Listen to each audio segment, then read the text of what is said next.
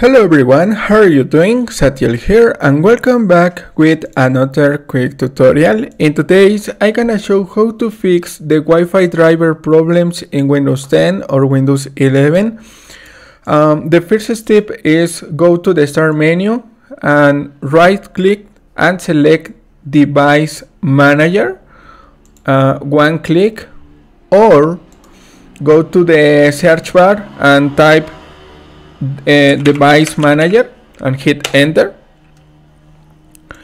In this new window, locate your network adapter. In this case, I select this option, network adapters, and locate your model. For example, RTL 87 or 81 for Realtek.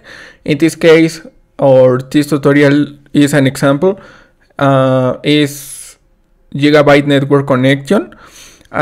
You select your network adapter, right click and select the first option, update driver, and select the first option, search automatically for drivers.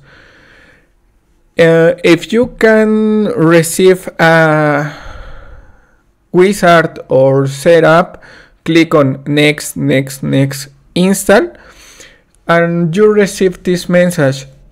The best drivers for your device are already installed, and click on close and select update driver for all adapters in your PC or laptop or computer. To apply the change, restart your computer, go to the start menu, the power off button, one click and select restart and wait.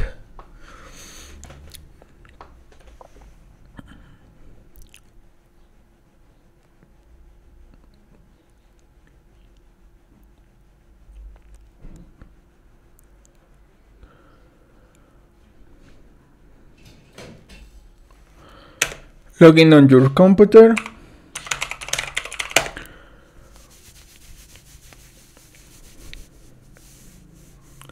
And thanks for watching. Don't forget to subscribe and see you in the next tutorial.